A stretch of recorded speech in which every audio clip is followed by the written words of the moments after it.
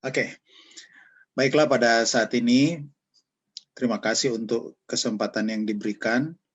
Saat ini saya akan langsung saja dengan pembahasan materi. Saya akan share screen dan mari kita mengikutinya. Oke, selamat sore sekali lagi. Seperti yang sudah dipromosikan bahwa pada sore hari ini kita akan mempelajari satu topik, yaitu misteri kain kafan Yesus. Ini adalah kota Turin di Italia. Kota yang sangat terkenal di Italia. Dan yang lebih membuat kota ini terkenal adalah karena kota Turin ini adalah markas besar klub sepak bola Juventus dan Torino.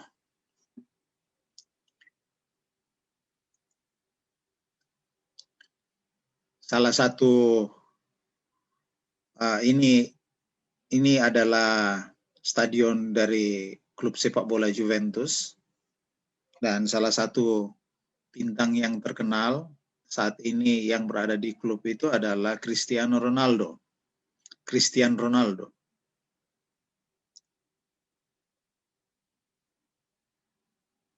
Ini sebagian dari kota Turin. Kita boleh search-nya di internet. Ternyata kotanya rapih dan bersih. Ya, kota-kota di Indonesia harus banyak mengambil contoh dari mereka. Ini adalah lapangan di depan gedung pemerintahan kota Turin.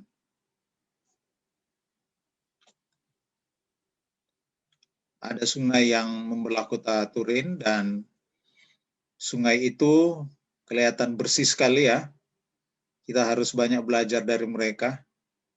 Dan mudah-mudahan Anda semua satu kali boleh berkunjung ke sana, menikmati keindahan kota Turin.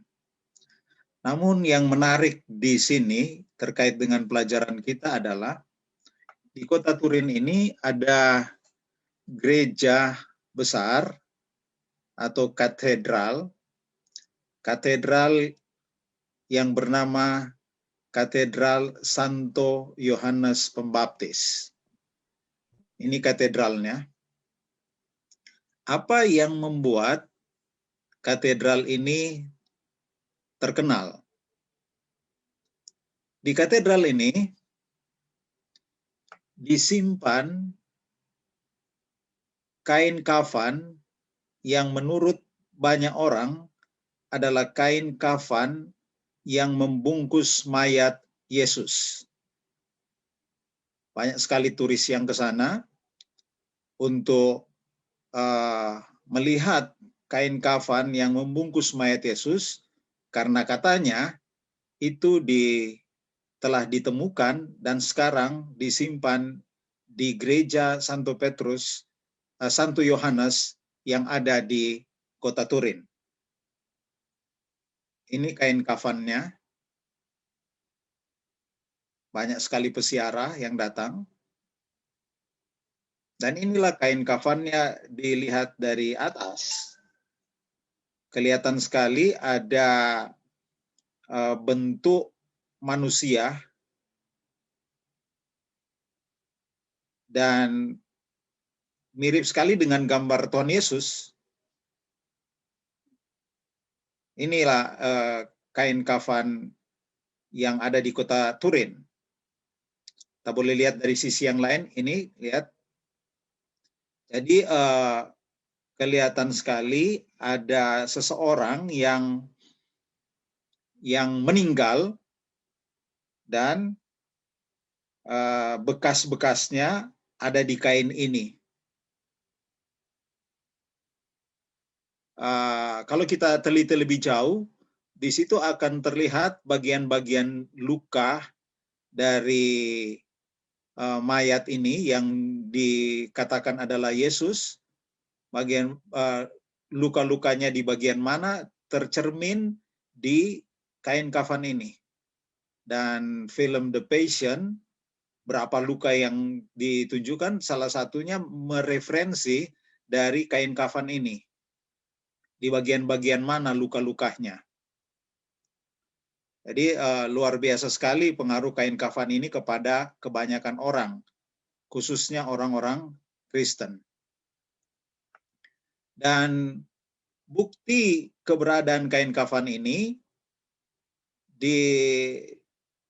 ditunjukkan oleh lukisan-lukisan peninggalan tempo dulu. Salah satunya adalah lukisan karya Giovanni Battista. Ini lukisan abad ke-16, bagaimana katanya Yesus dikuburkan, bagaimana Yesus dibungkus. Terlihat sekali bahwa ada kain yang menutupinya, dan mereka katakan selanjutnya bahwa itulah kain kafan yang disimpan di kota Turin. Yang jadi pertanyaan kita sekarang adalah, benarkah kain kafan dari Turin adalah kain yang membungkus mayat Yesus 2000 tahun yang lalu? Apa betul? Dan untuk menjawabnya, kita akan tinjau dari dua sudut pandang. Yang pertama adalah sudut pandang sains, dan yang kedua adalah sudut pandang Alkitab. Mari kita lihat yang pertama, yaitu dari sudut pandang sains.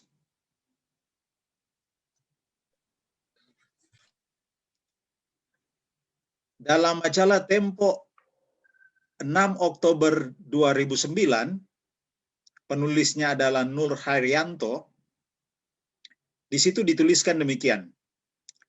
Banyak penelitian modern, misalnya dengan metode karbon tahun 1988, menyatakan bahwa kain kafan di kota Turin bukanlah kain yang berasal dari zaman Yesus atau 2000 tahun yang lalu.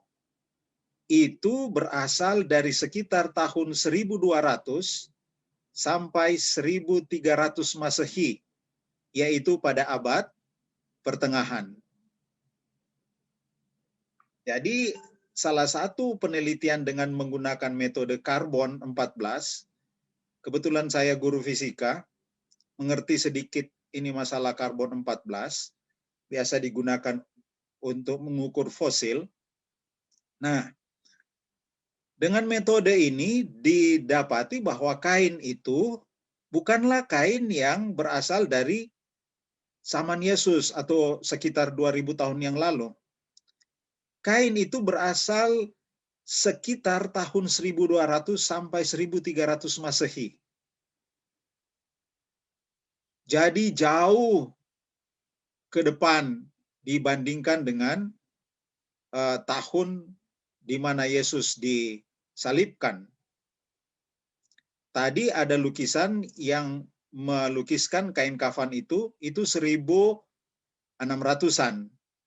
Dan kalau ini benar, berarti dia hanya menceritakan apa yang terjadi sekitar 400 tahun yang lalu.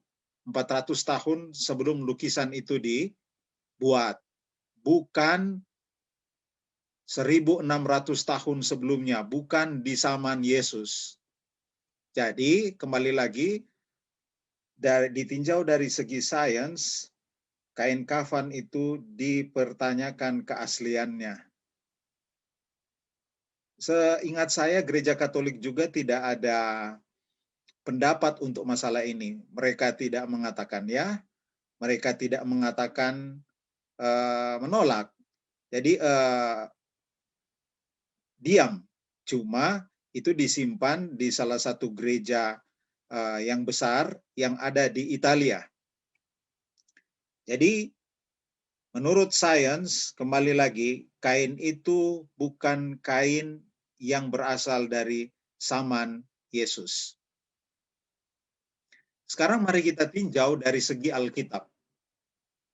Kalau Anda membaca Alkitab dengan teliti, Anda akan menemukan sendiri jawabannya. Benarkah kain kafan itu asli atau tidak? Baik, sebelum kita menjawabnya, mari kita lihat dulu. Bagaimana sebenarnya kebiasaan pakaian orang mati di zaman Yesus? Tentu ada di dalam Alkitab, supaya kita ada gambaran bagaimana sebenarnya perlakuan terhadap orang yang sudah mati, bagaimana kain apa yang membungkusnya, di bagian mana yang dibungkus. Nah, kita harus teliti di Alkitab. Nah, bagaimana sebenarnya kebiasaan pakaian orang mati di zaman Yesus? Yohanes 11 ayat 44 bunyinya demikian. Orang yang telah mati itu datang keluar.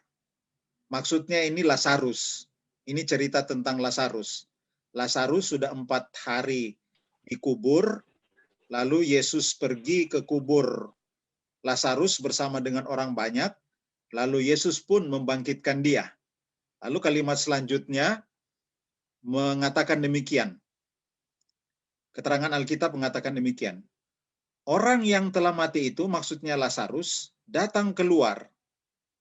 Kaki dan tangannya masih terikat dengan kain kafan, dan mukanya tertutup dengan kain peluh. Kata Yesus kepada mereka, bukalah kain-kain itu dan biarkan ia pergi. Dari sini kita dapatkan informasi bahwa cara membungkus mayat di zaman Yesus, setidaknya ada 2 kain di situ. Yang pertama, yaitu kain kafan. Kain kafan itu membungkus tangan, membungkus kaki, membungkus badan. Namun, mukanya ditutup dengan kain yang lain. Nama kain yang menutup wajah adalah kain peluh. Mari saya ulangi baca lagi ayat ini, karena ini ayat yang penting sekali untuk menjawab pertanyaan kita tadi. Orang yang telah mati itu datang keluar. Kaki dan tangannya masih terikat dengan kain kafan. Jadi kain kafan membungkus kaki dan tangan. Ya. Dan mukanya tertutup dengan kain peluh. Jadi setidaknya ada 2 jenis kain yang membungkus mayat di zaman Yesus. Kain peluh penutup wajah, dan kain kafan yang menutup anggota-anggota tubuh yang lainnya. Oke, untuk mendapatkan gambaran yang lebih sempurna lagi, mari kita bandingkan dengan ayat yang lain yang terdapat dalam kitab suci. Itu terdapat dalam Yohanes 20 ayat 6 dan 7. Yohanes 20 ayat 6 dan 7. Maka datanglah Simon Petrus juga menyusul dia masuk ke dalam kubur itu.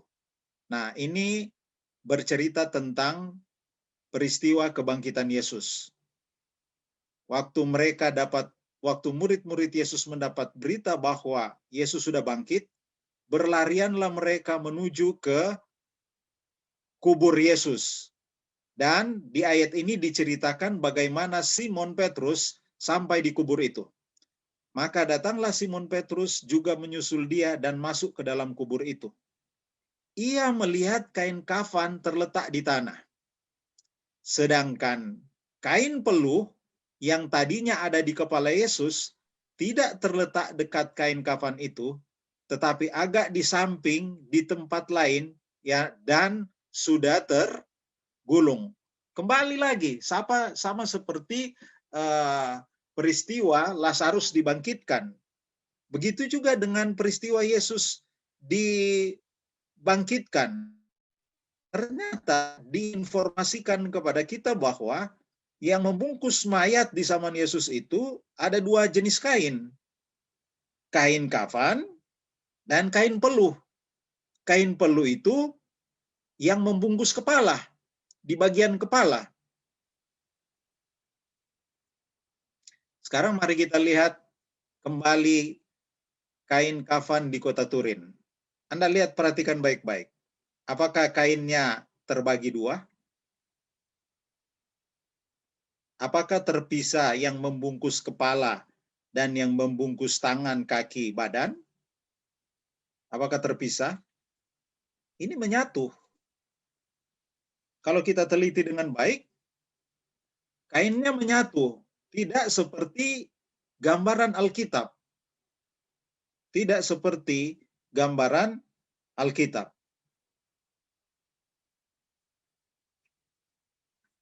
Oke, mari kita belajar lebih jauh mengenai kain kafan ini, tapi selanjutnya tidak akan belajar tentang apakah kain kafan itu berasal dari zaman Yesus atau tidak, tapi selanjutnya kita akan mengambil hikmah secara rohani dari peristiwa kain kafan ini. Nah, kalau saudara perhatikan, lukisan-lukisan mengenai kubur kosong tempat Yesus dibaringkan, kebanyakan menunjukkan bahwa kain kafan yang tadinya membungkus tubuh Yesus berserakan di sekitar tempat Yesus dibaringkan. Jadi ada kesan waktu Yesus bangkit, maka kain itu tidak kuasa menahan Yesus,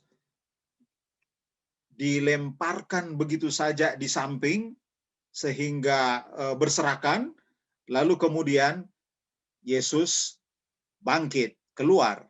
Itu lukisan-lukisan hayalan dari orang-orang yang mencoba menggambarkan peristiwa kebangkitan itu.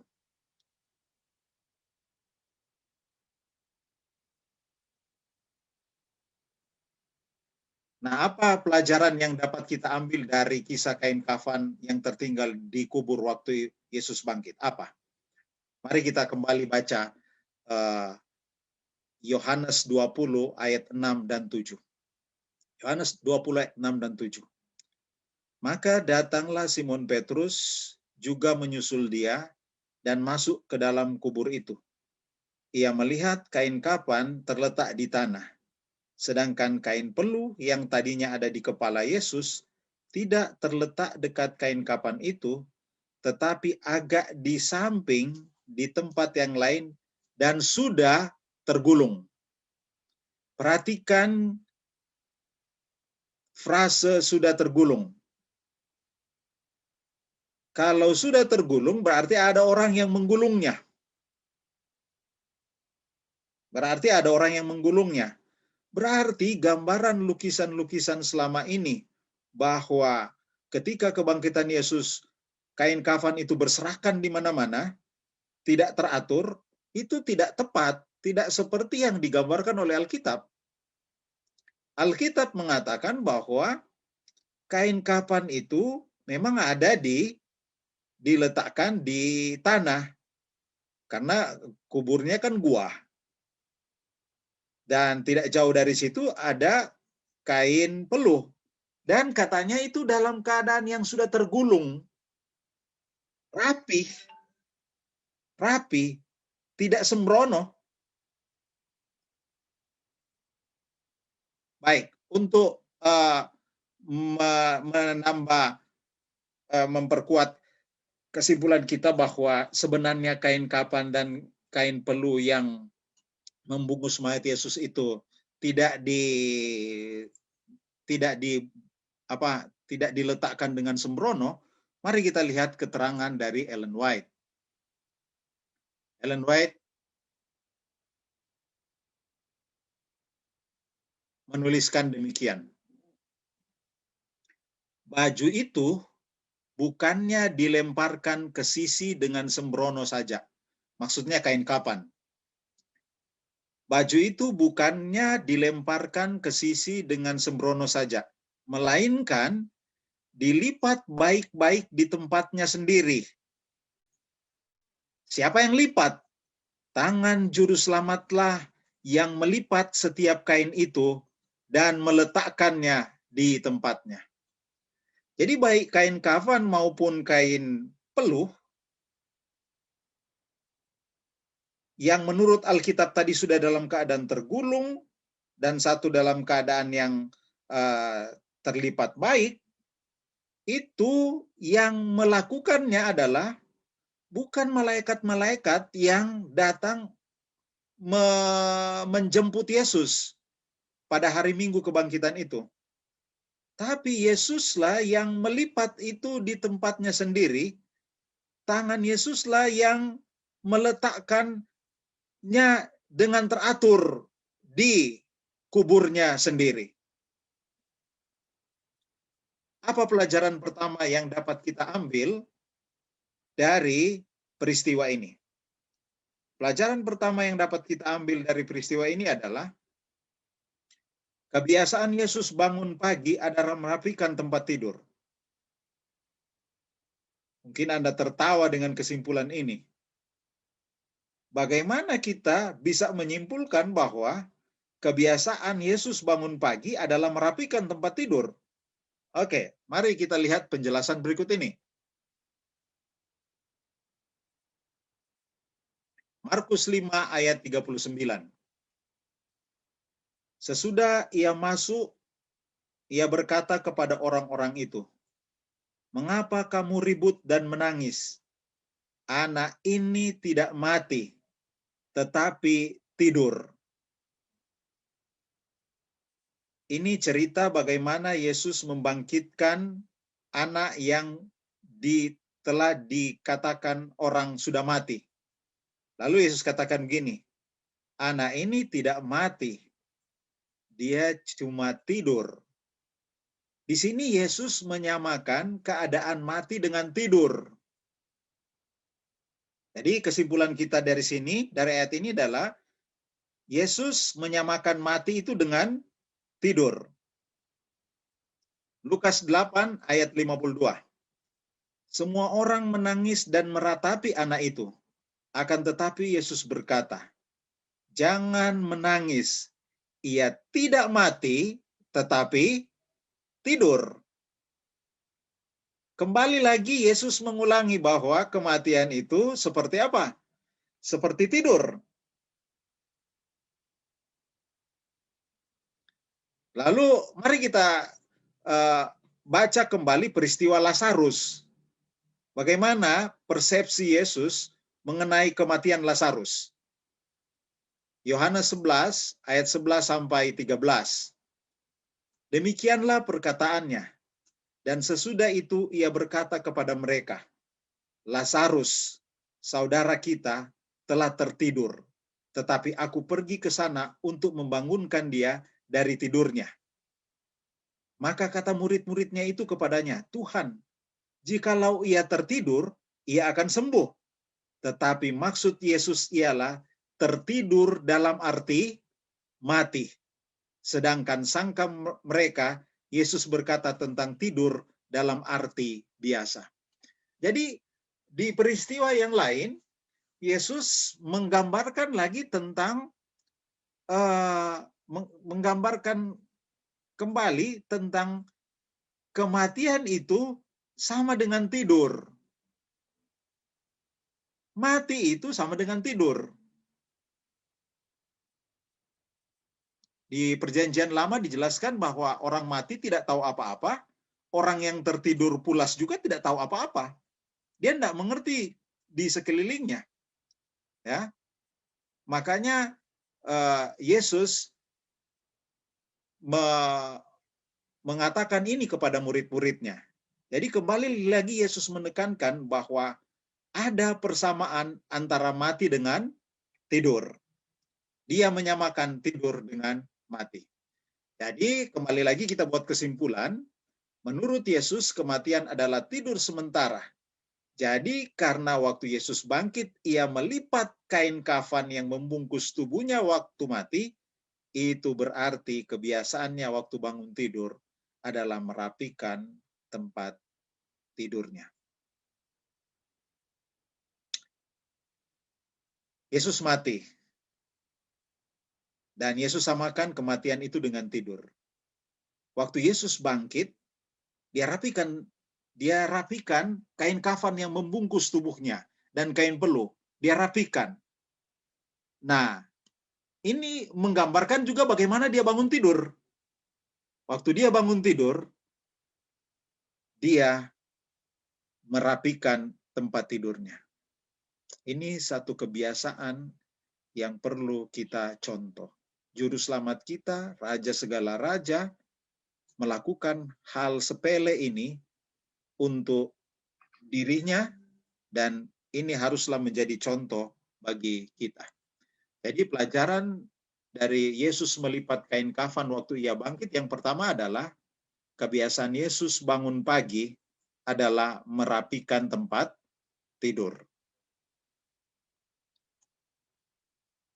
Kalau Anda belum lakukan, mesti bertobat. Yang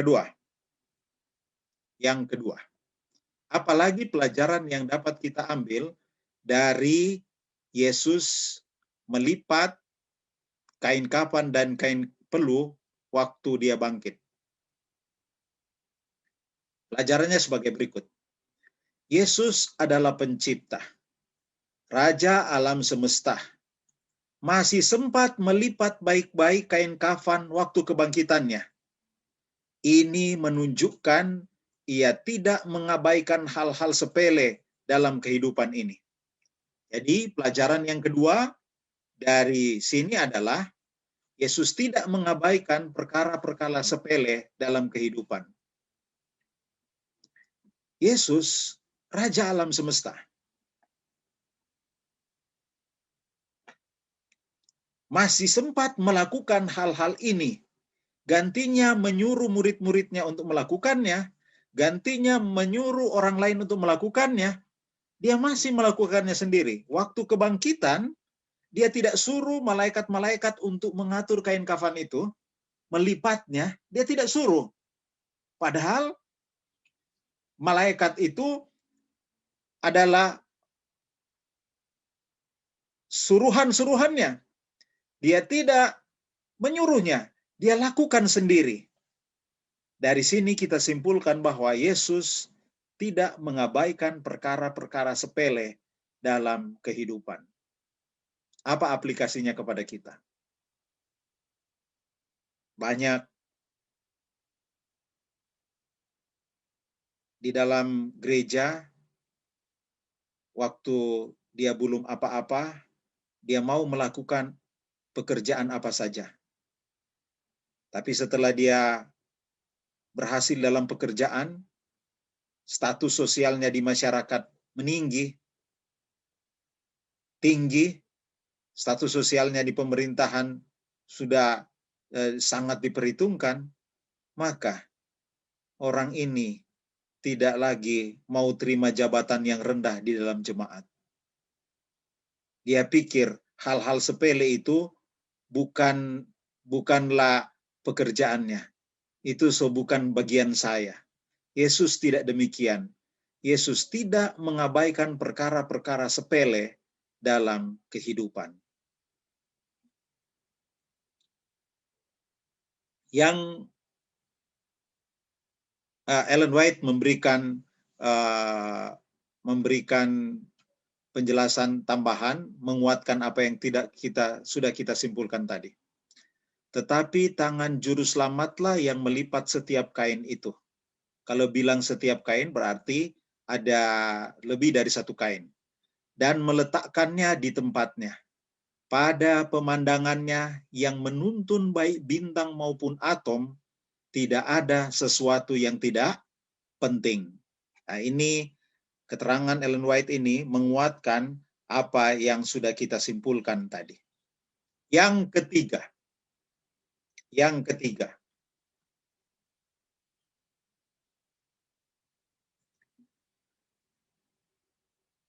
kita baca kembali kutipannya. Masih kalimat yang sama, tapi penekanan yang berbeda.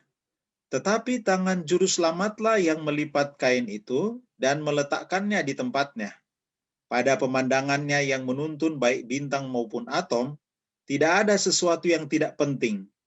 Peraturan dan kesempurnaannya kelihatan dalam setiap pekerjaannya. Pelajaran yang ketiga dari Yesus melipat kain kafan waktu ia bangkit adalah Yesus itu adalah oknum yang teratur.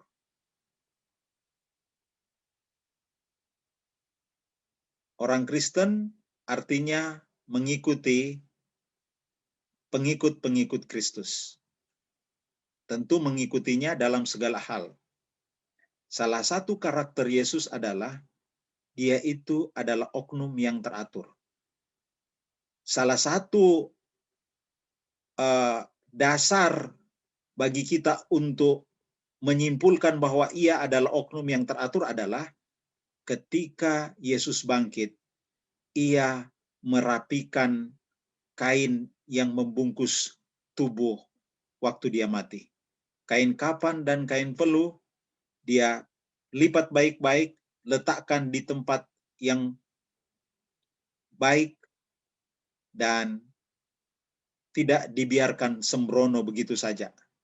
Ini menunjukkan bahwa Yesus itu adalah oknum yang teratur. Salah satu cara kita melihat seseorang itu teratur adalah melihat tempat tidurnya.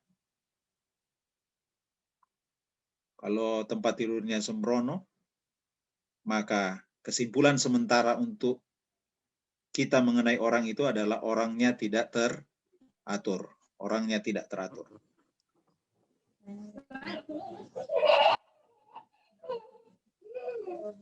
Itu sebabnya sifat Allah yang teratur ini, tercermin dalam 1 Korintus 14 ayat 33 dan 40. Sebab Allah tidak menghendaki kekacauan, tetapi damai sejahtera. Tetapi segala sesuatu harus berlangsung dengan sopan dan teratur. Konteks ayat ini adalah ketika dia berbicara tentang bahasa roh. Jadi ada pemahaman yang salah tentang bahasa roh. Di dalam gereja orang-orang katanya ini menurut 1 Korintus 14, orang-orang sudah berbahasa roh, lalu terjadilah kekacauan. Ya, terjadilah kekacauan. Dan Rasul Paulus kunci dengan ini. 1 Korintus 14 ayat 33 dan 40. Sebab Allah tidak menghendaki kekacauan, tetapi damai sejahtera. Lalu dia kunci dengan ayat 40. Segala sesuatu harus berlangsung dengan sopan dan teratur. Sifat Yesus digambarkan sebagai oknum yang teratur. Itu terbukti dengan dilipatnya kain kafan waktu dia dibangkitkan. Dan ajaran ini tercermin kepada rasul-rasul bahwa segala sesuatu harus sopan dan teratur. Bukan kacau, ya. Di dalam gereja Tuhan tidak menghendaki kekacauan, sesuatu yang tidak teratur, tapi harus berlangsung dengan sopan dan teratur. Yang keempat yang dapat kita ambil dari Yesus melipat kain kafan waktu ia bangkit adalah Yesus tetap menguasai dirinya dalam setiap suasana, bahkan dalam keadaan yang paling gembira sekalipun. Oke, bagaimana kita simpulkan ini? Bagaimana kita dapat menyimpulkan dari peristiwa kain kafan ini bahwa Yesus adalah oknum yang selalu menguasai diri atau oknum yang tidak lupa diri dalam suatu peristiwa? Bagaimana? Hari kebangkitan Yesus adalah hari kemenangannya atas dosa. Tentunya ini membawa suatu sukacita besar dalam dirinya. Kita masih ingat waktu dia berteriak di kayu salib, dia bilang sudah selesai. Dan setelah itu Yesus mati. Apa yang sudah selesai? Masalah misi penebusannya di atas dunia ini sudah selesai. Dan waktu dia dibangkitkan menunjukkan bahwa Allah Bapa menerima penebusannya. Buktinya dia dibiarkan bangkit. Nah, tentunya ini membawa suatu sukacita besar dalam dirinya. Dalam keadaan yang gembira, dalam keadaan sukacita yang luar biasa, karena misinya dapat dijalankan dengan baik, Yesus masih sempat lipat kain kafan. Yesus masih sempat atur kain yang membungkus mayatnya, yang tentunya ada bercak-bercak darah barangkali. Masih sempat mengatur itu. Luar biasa. Jadi dia adalah oknum yang tidak lupa diri dalam segala situasi, termasuk dalam keadaan yang sukacita. Dia tidak pernah lupa diri. Orang muda, kebanyakan yang hadir di sini orang muda, kalau senang-senang, wah, apalagi kalau lulus ujian SMA, woi, ambil motor, buka dada, enggak pakai helm, langsung tancap gas, senang sudah lulus.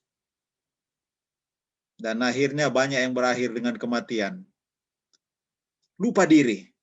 Dalam keadaan senang, dia lupa diri. Tapi Yesus, dalam keadaan senang, tetap kontrol. Dia tidak lupa diri. Mari kita lihat Yohanes 20 ayat 16 dan 17. Kata Yesus, ini ayat ini untuk menjelaskan suasana betapa Yesus mampu menguasai diri dan betapa Yesus itu tidak lupa diri meskipun dalam keadaan yang paling gembira. Yohanes 20 ayat 16 dan 17. Kata Yesus kepadanya, Maria berpaling dan berkata kepadanya dalam bahasa Ibrani, Rabuni, artinya guru. Kata Yesus kepadanya, janganlah engkau memegang aku. Ini peristiwa bagaimana Yesus bertemu dengan Yesus di kuburan, di tempat di mana Yesus di sekitar tempat di mana Yesus dikuburkan. Jadi waktu Maria lihat, menyadari bahwa itu adalah Yesus, tadinya dia tidak sadar yang dia ketemu itu adalah Yesus, dia pikir penjaga taman. Waktu dia mengetahui bahwa itu adalah Yesus, Maria ini gelagatnya akan memeluk Yesus, memegang juru selamatnya. Tapi ayat 17 kata Yesus kepadanya, ayat 17, janganlah engkau memegang aku, sebab aku belum pergi kepada Bapa. Tetapi pergilah kepada saudara-saudaraku dan katakanlah kepada mereka bahwa sekarang aku akan pergi kepada Bapakku dan Bapamu, kepada Allahku dan Allahmu. Yesus bilang gini, jangan pegang. Jangan. Saya mau menghadap Bapa dulu. Jadi pagi itu Yesus terbang ke surga.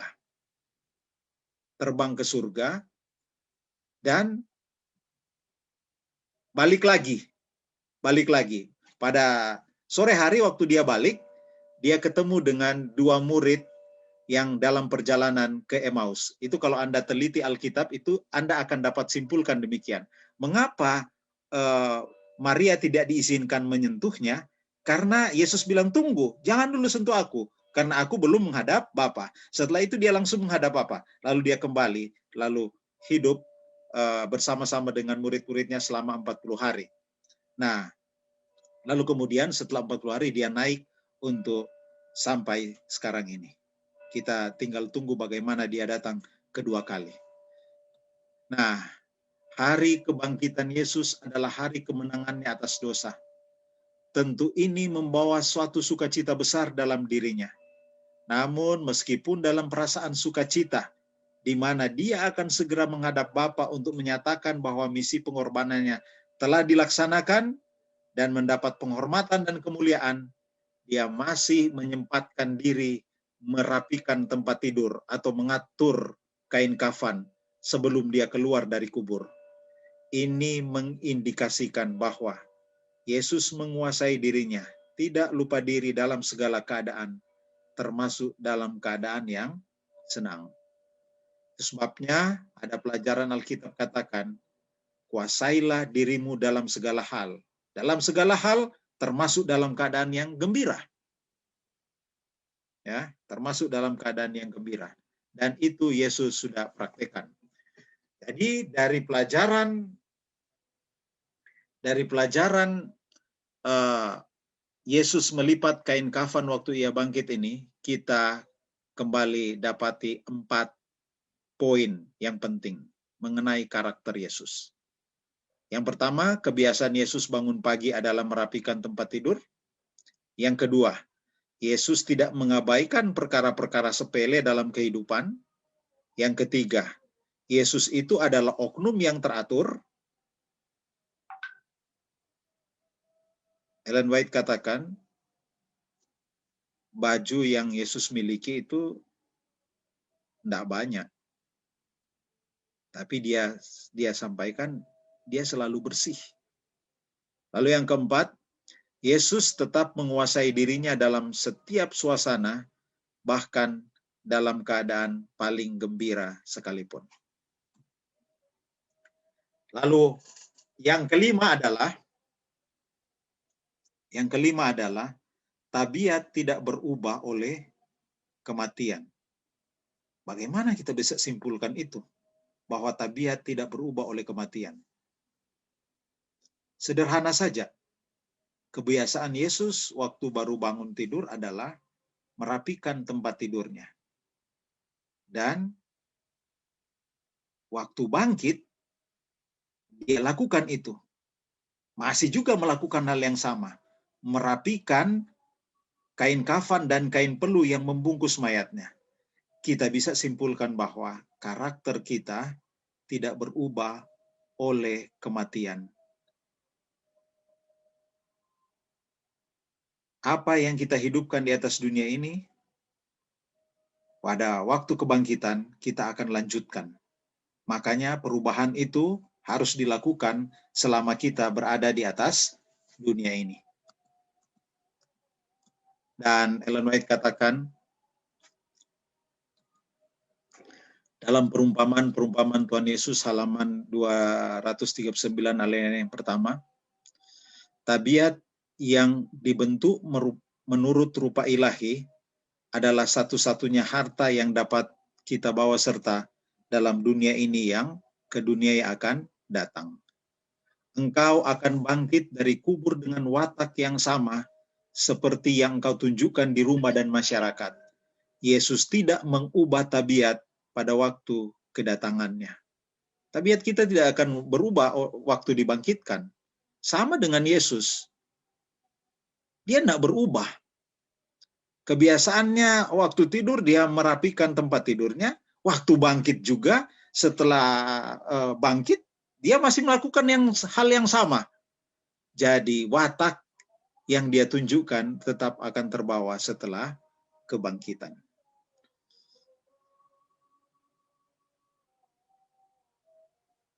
Kembali lagi kita simpulkan, pelajaran dari kain kafan adalah 1. Kebiasaan Yesus bangun pagi adalah merapikan tempat tidur. 2. Yesus tidak mengabaikan perkara-perkara sepele dalam kehidupan. 3. Yesus itu adalah oknum yang teratur. Yang 4. Yesus tetap menguasai dirinya dalam setiap suasana, bahkan dalam keadaan yang paling gembira sekalipun.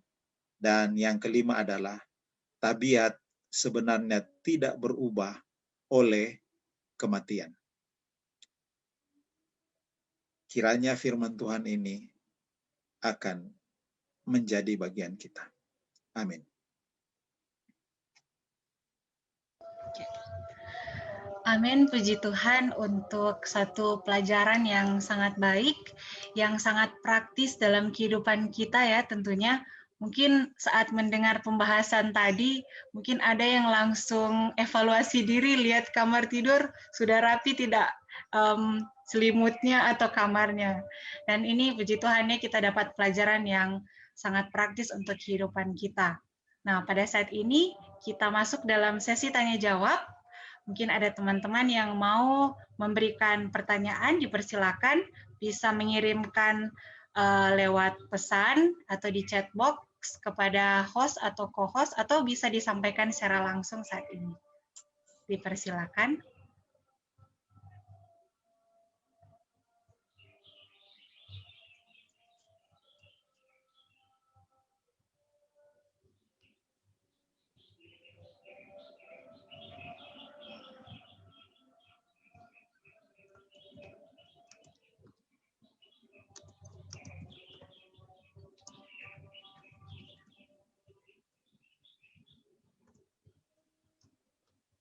Ada teman-teman?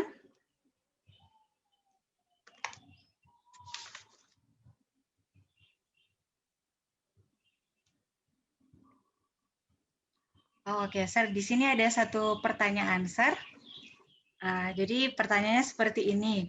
Jadi kalau dilihat dari apa ya, hal yang pertama tadi yang Sir sampaikan mengenai fakta ya, ternyata ada kain kafan yang di Italia yang ternyata itu tidak benar. Nah, kira-kira dari Sir atau secara saintis ya, karena Sir guru fisika, saintis juga, kira-kira bagaimana tips bagi kita semua untuk kita bisa menyikapi sains-sains yang seperti itu atau penemuan-penemuan yang seperti itu supaya kita tidak terkecoh. Nah, mungkin dari Sir ada ada tips supaya kita tidak terkecoh dengan penemuan seperti itu. Baik, terima kasih. Yang pertama adalah, saya minta maaf agak sedikit panjang saya mau jelaskan ini. Yang pertama adalah ada ayat yang mengatakan ujilah segala sesuatu. Betul atau tidak? Ya. Ayat yang mengatakan ujilah segala sesuatu. Nah, termasuk juga penemuan-penemuan seperti ini. Ada klaim bahwa ditemukan kain kafan Yesus. Ada klaim bahwa mahkota dari Yesus ditemukan. Ada klaim paku yang menembus tangan Yesus sudah ditemukan. Nah, sekarang kita harus uji segala sesuatu. Uji segala sesuatu. Nah, cara mengujinya seperti apa? Cara mengujinya satu. Yang paling inti adalah cek sesuai, apakah itu sesuai dengan Alkitab atau tidak. Cek apakah itu sesuai dengan Alkitab atau tidak. Nah, khusus bagi orang Advent, kalau misalnya itu tidak ada di Alkitab, cek yang kedua adalah lihat di keterangan buku-buku Roh Nubuat, Ellen White. Cek di situ. Ini untuk orang-orang Advent. Lalu yang berikutnya adalah boleh juga dengan sains yang benar. Sains yang benar. Tapi kenapa saya katakan sains yang benar? Kadang-kadang sains mengambil kesimpulan yang salah. Tapi jangan juga musuhi 100% sains. Karena kadang-kadang mereka juga dalam pekerjaan mereka mendapati sesuatu yang benar. Nah, bagaimana kita tahu sains itu benar atau tidak? Gampang saja. Kalau itu bertentangan dengan firman Tuhan, kita anggap sains itu belum benar. Ya, masih salah. Kalau sejalan, ya itu bukti. Jadi faktor-faktor itu yang kita boleh gunakan. Kenapa saya suka juga pakai pendekatan sains? Karena ingat, alam itu adalah ciptaan Tuhan. Hukum-hukumnya juga adalah ciptaan Tuhan. Di surga nanti kita masih melakukan hal yang sama. Pecinta-pecinta sains, pecinta-pecinta ilmu alam masih dapat melakukan pekerjaan di sana. Cuma dalam terang yang lebih besar. Dalam terang yang tidak ada tipuan lagi di situ. Kalau di sini kan kalau tidak hati-hati dalam pekerjaan sains, Anda boleh terjerumus kepada kesimpulan yang salah. Jadi cara mengujinya adalah seperti itu. Lihat melalui Alkitab, lalu teropong itu benar atau tidak. Nah, saya mau sudah saya jawab itu, tapi saya teringat, bolehkah saya mau tambahkan sedikit? Ya, bisa, Sir. Begini. Mengapa Tuhan sebenarnya mengizinkan banyak bekas-bekas peristiwa sejarah tentang dirinya, tidak ada bekas sampai sekarang. Ya, toh? Jadi kecuali ya yang ada juga hubungan sejarah dengan Yahudi dan sebagainya. Tapi kalau itu misalnya dia punya kayu salib, sudah ada. Ya, dan lain-lain. Mengapa? Tuhan tahu itu bahaya. Bahayanya begini, manusia itu selalu terpikat dengan sesuatu yang kelihatan. Manusia itu selalu terpikat dengan selalu yang kelihatan. Kalau itu ada sampai sekarang, kalau itu ada sampai sekarang, maka untuk sebagian orang yang lemah imannya, itu akan disembah, dijadikan jimat dan sebagainya. Ya. Sedangkan kain kafan yang belum tentu benar itu orang sudah nangis-nangis waktu lihat, ya, orang sudah nangis, waduh, sudah melihat, sudah merasakan dan sebagainya. Apalagi kalau betul-betul itu ditemukan. Dan itu Ellen White katakan termasuk pada kuburan Musa. Musa kan memang Musa sudah diangkat ke surga, tapi di mana dia diletakkan kabur. Tidak jelas di mana. Di mana posisinya, tidak jelas. Orang tidak akan temukan. Dan Ellen White sudah katakan itu, dia sudah ingatkan. Memang sengaja Tuhan kaburkan. Kalau itu sampai ditemukan, maka akan bikin tempat yang besar, tempat ziarah, waduh. Dan untuk orang-orang yang tidak punya iman, yang selalu percaya yang kelihatan, mereka akan jadikan itu jimat, tanah yang ada di situ akan dikeramatkan, ya mungkin pohon yang berbuah di situ akan dikeramatkan, dan sebagainya. Dan ini sudah terjadi. Masih ingat? Sudah terlalu panjang. Saya sudah mulai melebar ke sana kemari. Jadi itu. Jadi sengaja Tuhan kaburkan untuk masalah-masalah itu. Termasuk juga Natal, hari Natal. Kalau tanggal Natal kan tidak diketahui sebenarnya. Bayangkan sedang tidak diketahui, perayaannya luar biasa. Apalagi kalau memang diketahui. Ya, perayaannya luar biasa dalam arti banyak yang sudah melenceng ke hal-hal negatif. Ya, apalagi kalau memang tanggalnya benar. Sedangkan salah sudah jadi begitu. Apalagi kalau tanggalnya benar. Bayangkan kalau memang betul-betul kain dan bercak darah itu ada. Waduh, mungkin masih 1 kilometer sudah pingsan orang-orang. Dan Tuhan lebih mau kepada yang tidak kelihatan. Karena yang tidak kelihatan bersifat kekal. Sementara yang kelihatan bersifat sementara. Maksudnya, orang harus percaya kepada firman-Nya. Ya, bukan apa yang kelihatan. Engkau bersiarah 100 kali ke Yerusalem, belum tentu jaminan masuk surga. Ya, belum tentu. Tapi karaktermu, kepercayaanmu kepada Tuhan, itulah yang menentukan. Amin. Ya. Puji Tuhan, terima kasih Sir untuk jawaban dan tambahannya. Ini ada pertanyaan lagi Sir. Nah, ini dia tidak menyebutkan siapa. Jadi pertanyaannya, apakah ada keterangan lebih lanjut kenapa harus dibedakan kain peluh dan kain kapan? Apakah ada keterangan lebih lanjut katanya, Sir? Kenapa harus dibedakan ya? Antara ada kain peluh dan kain kapan. Saya sesungguhnya belum tahu apa dia punya maksud. Tapi kayaknya lihat dari struktur ya. Lihat dari struktur kepala, kalau tubuh dan badan dan kaki ke bawah kan boleh digulung 1 kali. Tapi kalau di bagian atas, ini cuma menduga saja. Bagian atas kan harus lebih bagus dan lebih rapi kalau dibungkus dengan kain sendiri. Lebih rapi dan kalau dibungkus dengan kain sendiri. Ini menurut pendapat saya.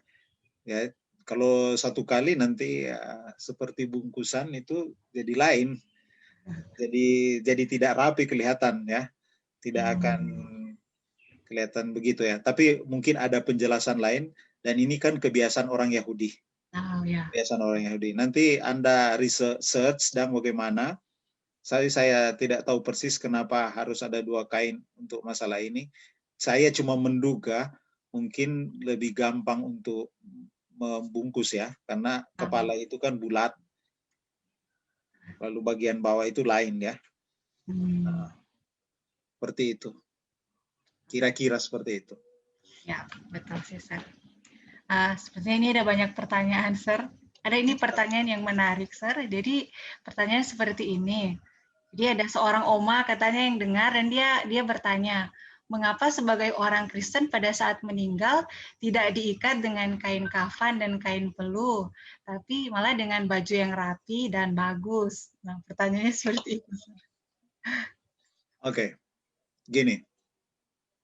Nanti pertanyaan ini mirip dengan gini. Yesus dulu gondrong.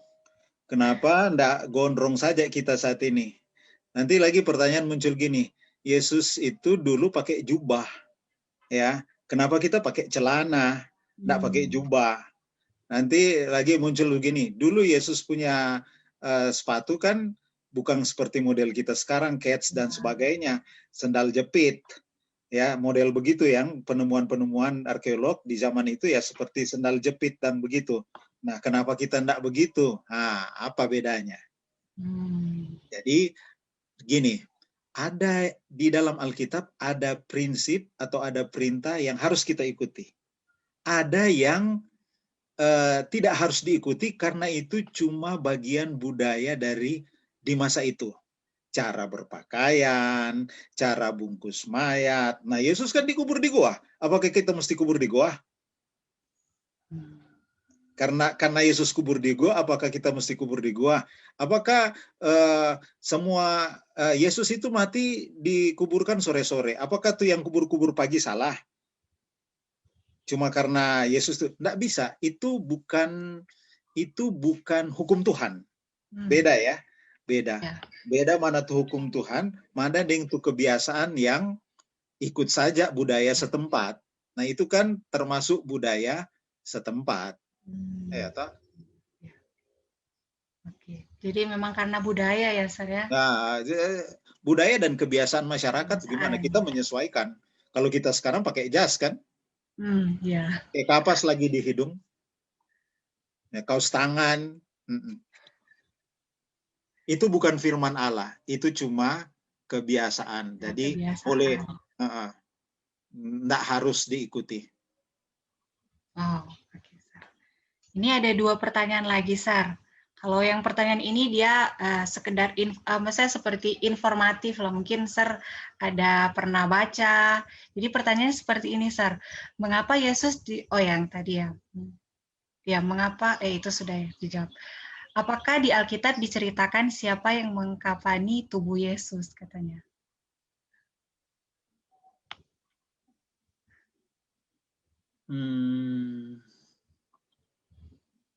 Seingat saya, yang gini, pakai logika berdasarkan Alkitab. Kan siapa itu dia punya nama, meminta mayat Yesus. Jadi waktu Yesus tergantung di kayu salib,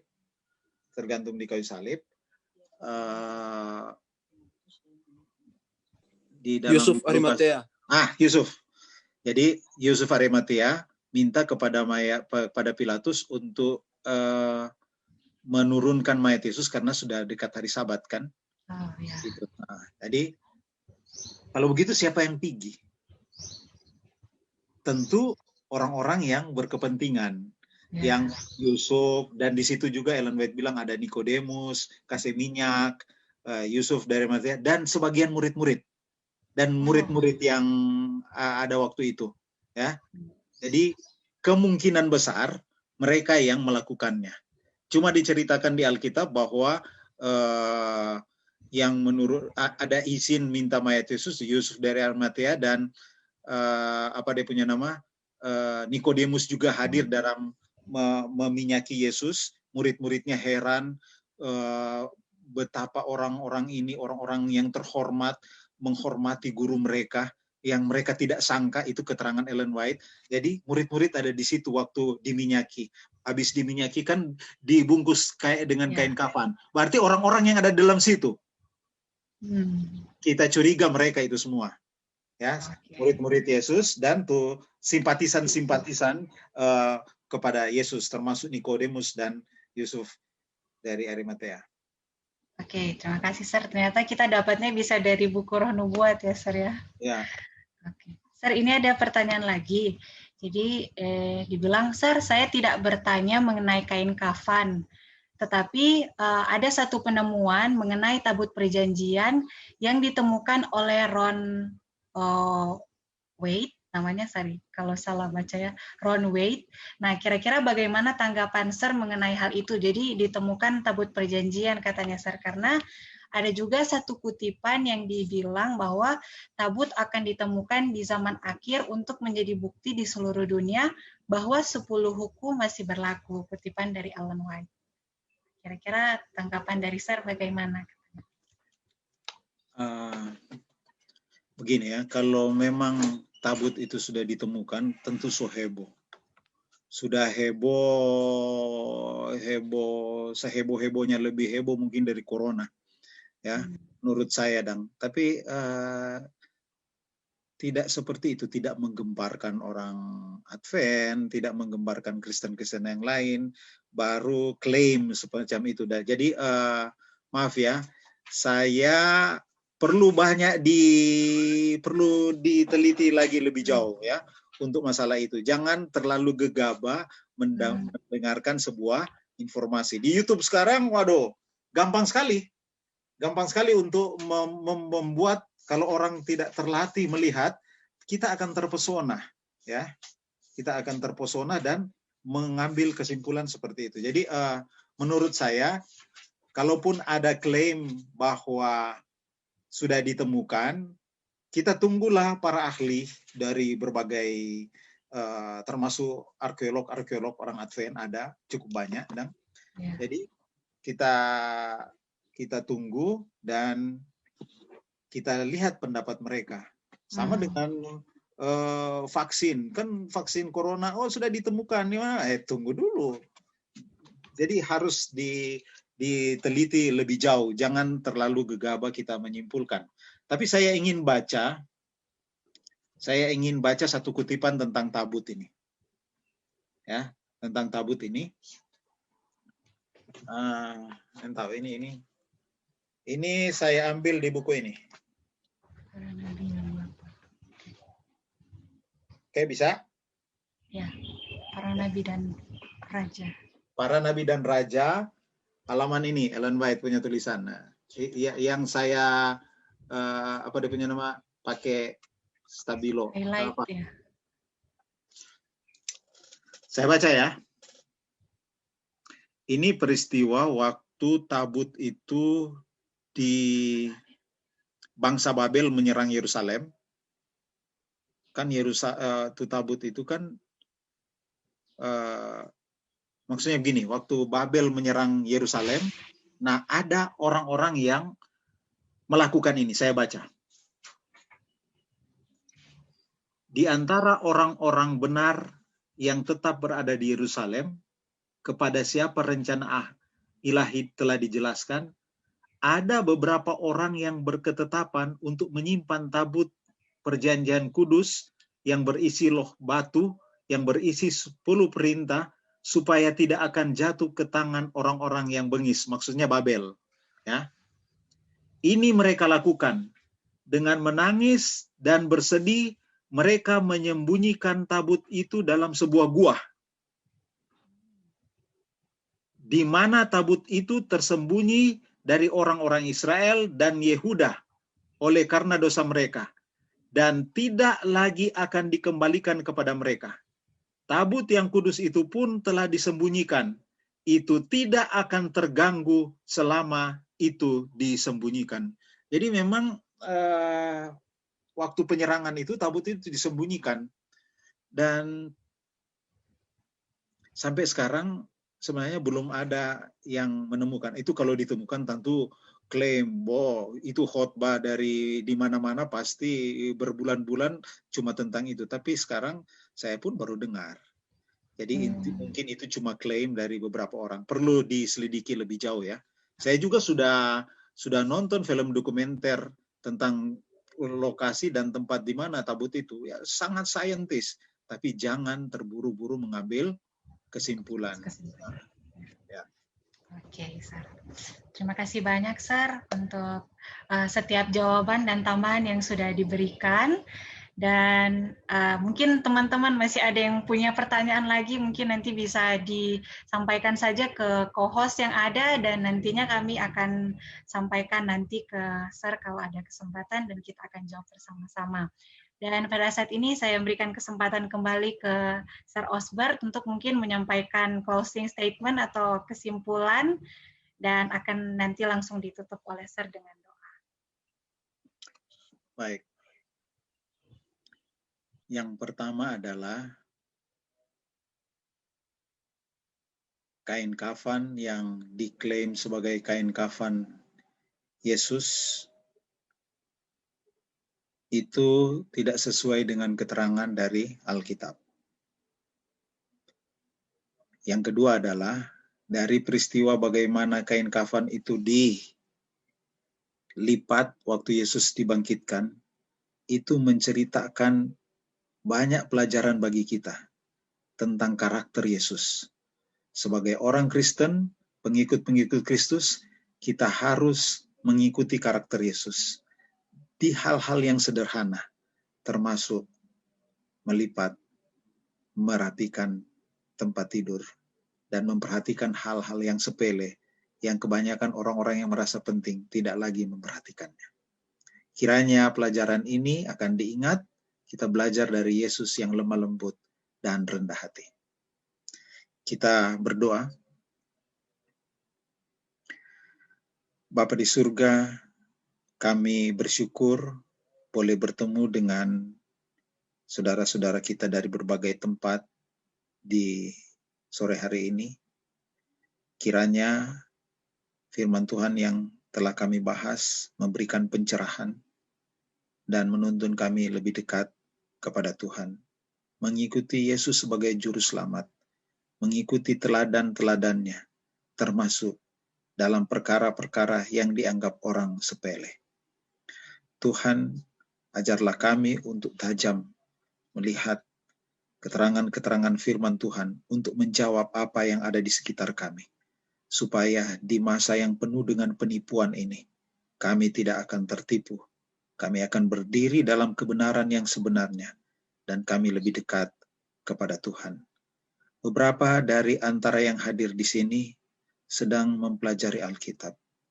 Tuhan tolong, agar mereka dituntun kepada Tuhan, menemukan kebenaran sejati, mendapatkan kebebasan untuk beribadah kepada Tuhan, baik oleh keluarga maupun oleh sanak saudara, supaya mereka boleh bergabung bersama-sama dengan umat-umat Tuhan untuk menyambut kedatangan Tuhan yang semakin dekat. Berkatilah kelompok belajar Alkitab tiap minggu ini, kiranya membawa berkat bagi mereka yang mengikutinya. Dalam nama Yesus kami berdoa, amin.